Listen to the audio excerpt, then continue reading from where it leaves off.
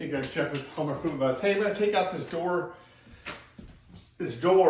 and door frame. I'm just going to do this side of the frame now because I'm painting this wall to wrap up this room. So two tools. Contractor's knife to cut along here. I've done that, making sure I pierce the drywall paper on top. This clock will pull this stuff way back. So I want to make sure I get a nice clean cut here. I'm going with actually a little bit wider trim than what's here. So I can be a little more, mine's 3.5 wide, this is 2 3/8. So they typically don't caulk the tops, but I just want to show you how I do it. So what I do, I go right up here, big channel locks, grab it, and I just start doing that. Come on.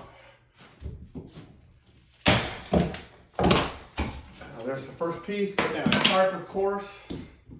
Now when I prep this wall and sand it, I'm right up against the,